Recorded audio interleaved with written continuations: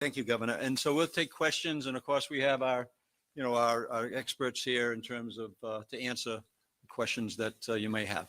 Governor, I don't know if this is for you or for maybe Mrs. Pappas. I mentioned this earlier, but somebody needs to go to work. If they're a healthcare responder or a healthcare worker, do they call 911? Do they call state police? How do they get to work?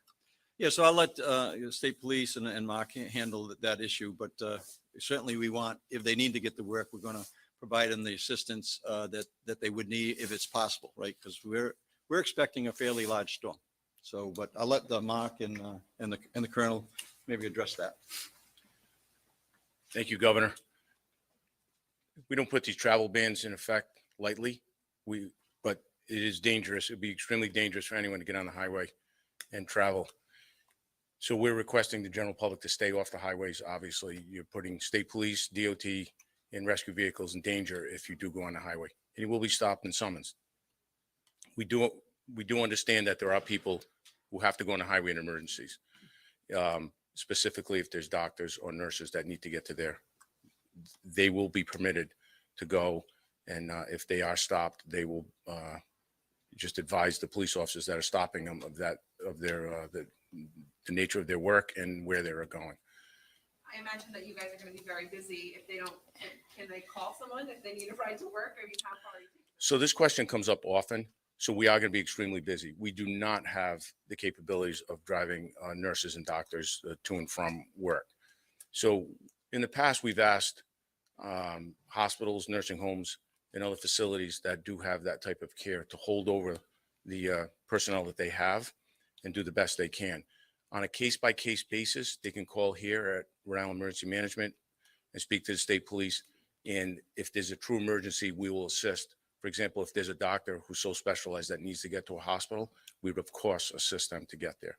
We will be escorting any rescue vehicles, any other emergency vehicles to where they need to go as well. Sorry, National Grid, gentleman from National Grid, what type of backup availability do you have in terms of trucks?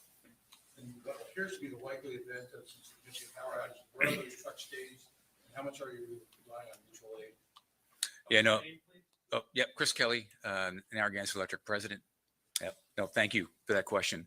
So first of all, National Grid's prepared for this storm. And as part of our emergency response plan, we've been tracking the storm for over a week now. And we have staffed and stood up our incident command center with on the order of 1,000 personnel. Our storm rooms, which are in Providence and North Kingstown, are going to be open 11 o'clock tonight, with the day shift rolling in at about 6 a.m. tomorrow. And to get to your question around external crews, we have staging sites in Lincoln, Warwick, and Portsmouth to cover the north, central, and south of the state for our external crews. There's about 600 plus of those personnel, that 1,000 personnel are relied on for external linemen and external tree crews. One quick follow-up. Sure. It appears that this storm is going to be somewhat coastal in nature, with the That's correct. southeast shore going to hit the hardest. The Quinnic Island, do you have truck stage there? What type of response do you have running for Quinnic Island? In past years, they've had significant problems, not with the grid, but with utilities in general. Yeah. So again, one of our staging sites is in Portsmouth, and we're gonna have the crews stage on there. Again, we got the north, central, and south covered. And the great thing is, as the storm rolls through and we know what we got, we can then mobilize crews from other parts of the state and Massachusetts back into Rhode Island. How many trucks do you have out?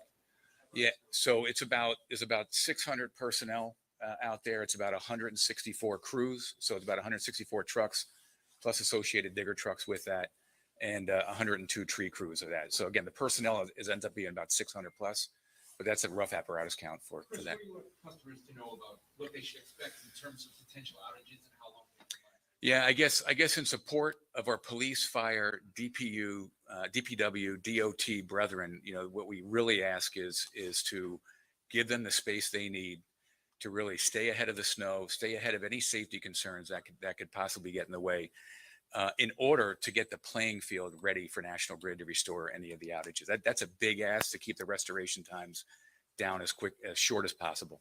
In a situation like this, are you talking with Eversource, working with Eversource, close competitor in the area? Yeah, so I mean, we have a full up mutual aid process that allows us to get a hold of crews. Again, we were able to get 600 personnel very easily. we're able to get more. We can also get them from Massachusetts, right? It's National Grid is Massachusetts and Rhode Island. And we have the means to be able to get crews from Massachusetts, like say the Western or a different part of the states don't get hit. We're able to mobilize those crews into Rhode Island.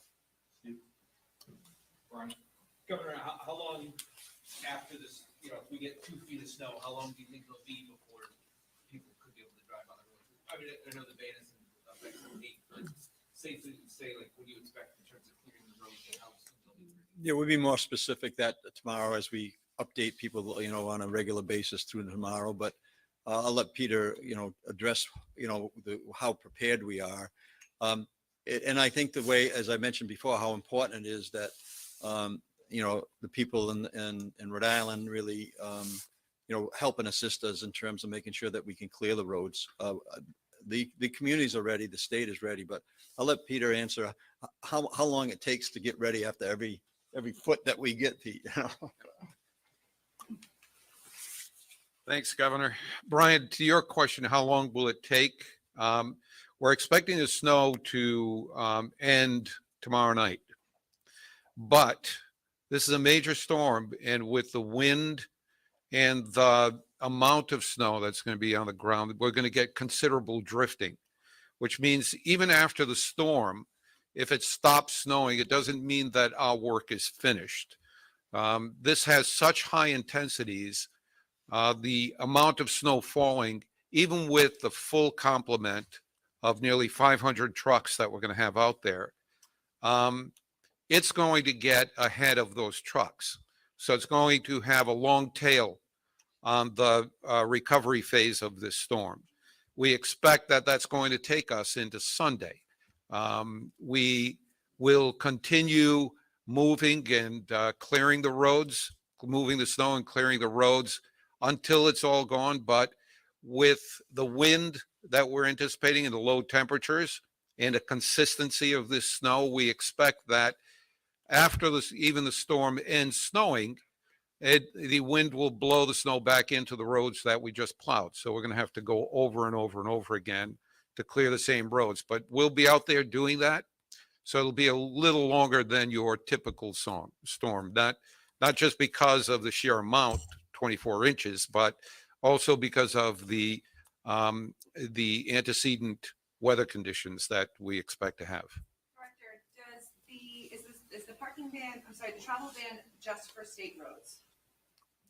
Travel ban is for all of Rhode Island. We checked, as a matter of fact, with other states, the adjoining states, and we've coincided the times, for example, on the tractor trailer bans to coincide with the other states. And municipalities were on board. Yes, we met with the governor, met with the municipalities, and I was on with them. They all understand and didn't have any questions about it.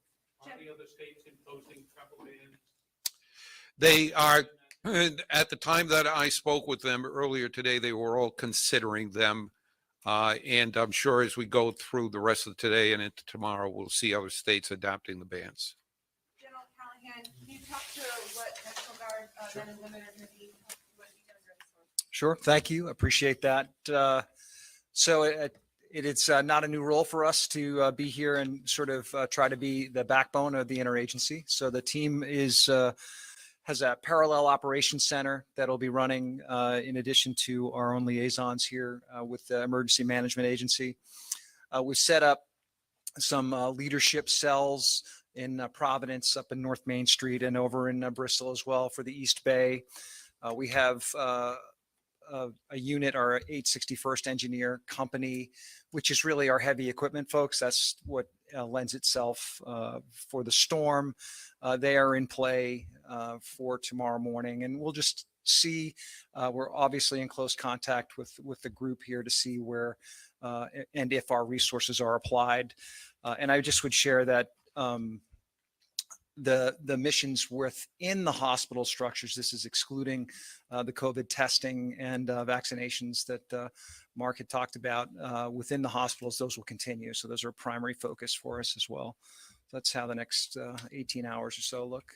General, your organization continues to be really the duct tape, if you will, that holds together Rhode Island. That's great. Yeah. How Yeah. are your people doing? Good. It's got to have been Yeah. an exhausting couple of years.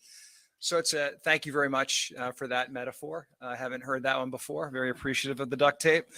Could use that on a few mouths at work. But the short answer is the team's doing really well. And so I would, and I don't say that without, some data, in terms of retention and the feedback that we get for the meaningful work. So it has been a challenging 2 years, but it's been a challenging 2 years for a multitude of agencies. But the team has had an opportunity to really sort of impact Rhode Islanders, and that's been very special. And so the numbers tell us that they want to stay engaged. And I do try to take this opportunity when offered to thank our families and our employers who are, just staunch supporters of the Rhode Islanders and folks from Southern New England that work within our organization. So thanks for that. Do one more if anybody has it. All right, that's it. Thanks, everybody. Thank you, guys. Yeah, thank you.